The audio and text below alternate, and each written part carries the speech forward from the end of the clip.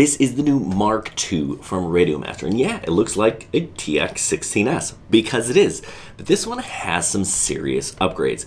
It is different than the original in a handful of ways. I'll tell you about those. May not be the blinged out version, but there are still some upgrades here. And how does it compare to the Zorro? Should you opt for the Zorro, or do you want the larger form factor here? Stay tuned, we're going to talk about this radio, what's new, and which one of these options is best for you.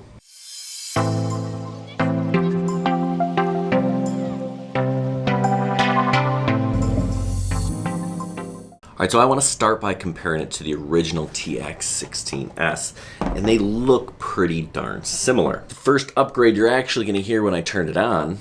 Welcome to EdgeTX. Do you hear that? EdgeTX. Yeah, this is running EdgeTX natively. That means you get an active and working touchscreen, right? If I double tap the screen, it does a whole bunch of different things. Now, I am still learning EdgeTX. This is really the first radio that I've employed that uses EdgeTX, other than the Zorro, but without the touchscreen, it doesn't use all the capabilities, so that's kind of really nice. The next thing that's really different, these gimbals. You see these little screw holes here? When we compare it to the original, right, we don't have these. The reason you have these screw holes, if you have a 1.5 millimeter hex here, you can adjust the tension and the stick travel. These two here adjust the stick travel, and these two here adjust the tension. So while the spring may be inactive on the left throttle, inactive on the right, if you want to switch that, that's something you can do with these external dials here. Really nice feature. As we kind of look at the radio itself, it's largely the same. These pots up here are nice and metal. They have a better feel to them than the plastic ones here. So these are definitely an upgrade. We have two speakers inside, so it'll sound a little bit better, sound will travel. If we look at the back of these two radios, we can see that there are some small differences. Here we have a headphone jack, and this was redesigned to be easier to put on and take off, right? We can see we've got a couple of 18650s power in this guy, and you could also just use a 2S LiPo if you so choose.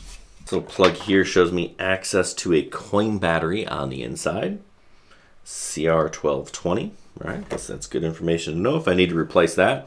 These grips on the back are actually interchangeable, and you get two sets of grips. They peel off fairly easily. These are the high grips, and inside this carrying case that you get with the Radiomaster, which is actually pretty nice lightweight case, you have these low profile grips. So if you want a low profile versus a high profile grip, you can easily switch these out. I actually prefer the high profile grip. I also have a screen protector, a USB cable, Radiomaster keychain, and some extra tension spring. We'll just keep all those things inside this nice little case.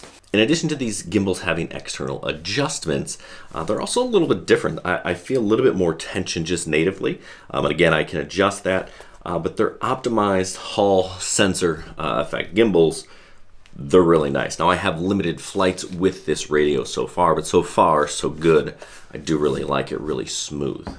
The internal circuitry is a little bit different. I believe you can charge this up to 2.2 amps, which should be a little bit better. But the one thing that really sets this radio apart is that you can get this with ELRS, ExpressLRS, internally. Yeah, internally.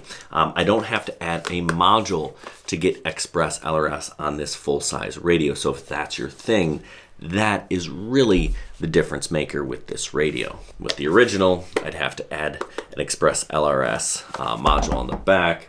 Same thing with my fancy looking Radiomaster, right? You can see I've got an ExpressLRS module on the back of this. This is a 4-in-1, this is a 4-in-1, this is an ExpressLRS radio. Now I could get this Mark II version as a 4-in-1 and then add the ExpressLRS as an external, and that kind of depends on how you fly and what you fly. But I really like having ExpressLRS built into this. I could also add a module here for my FR Sky stuff or my Spectrum stuff or whatnot. So I do actually have a 4-in-1 multi-protocol module that I'll be adding to this. I haven't decided if this is going to be my daily driver. I do really like the Radiomaster Zorro. Also with EdgeTX, also has ExpressLRS built into it. So this is a really nice radio. I like the small form factor. Now, I'm a pincher and I find it not quite as comfortable. That's more of a personal preference thing. A lot of pinchers do prefer the larger radios. And actually, as I'm sitting here and I have it just resting on the table in front of me, that's kind of how I like to fly. Probably a little bit better for that. Now, if you have an older Radiomaster TX16S, would I recommend upgrading to this one? No, I wouldn't, unless ExpressLRS built into it is something you absolutely want, then maybe. But while the improvements are minor, they are minor, and they are improvements, it's really nice. Built-in ExpressLRS and the EdgeTX natively coming on this thing. Now, if you don't like EdgeTX, you can opt to run OpenTX, but you know, EdgeTX I think is the future of these operating systems. So I'm going to give it a whirl. I have a lot to learn in terms of this EdgeTX myself. Other things to note, there's a USB-C plug on the bottom. That's how I charge the radio. It does come with an SD card, and the SD card has a ton of stuff on here. You can see I've got a model here on my front screen. There are a handful of different model pictures. There are a couple of different themes. Running a different theme on here. You can see kind of that gray background. That's just something that came on there, just a quick switch. I've also programmed some of these switches to talk, right? I like my arm and disarm switch to tell me what's happening. I also program my mode switches so that I know what modes I'm in. It'll just tell me. Now, I've walked through how to do this on the Zorro radio, so if you want to check that out, a link down below in the video description on how to do that. If you don't have a radio, this is definitely a good option. It's going to be more expensive than the Zorro, but you do get some more features. This color touchscreen is really nice. Some people just like the big form factor. I think I do. The more I use this radio, the more I think I'm going back to the full size, and I think this is going to be it. But it has been nice using this as my daily driver, this Zorro, because it's so small. I can put it in a small case with my whoops. That's mostly what I'm traveling with when I fly. It's a good radio. So Radiomaster makes really good options. I would say you probably want one of these two radios. I think the deciding factor actually probably should be the form factor here. If you're a thumber, you like the gamepad style, go with the Zorro. If you're a pincher, you like the big radio feel, go with this Mark II. Okay, so I want to run down quickly some of the Mark II options, right? You got the ELRS and 4-in-1, and they're both $199.99, so basically $200. Now you can add the AG01 gimbals for about $130. That basically means you're paying $50 to install them or have them installed, because you can basically get them for $80.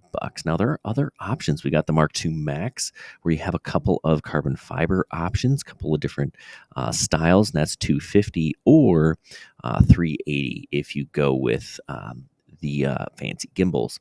Look at this one, the MCK version. This thing is gorgeous.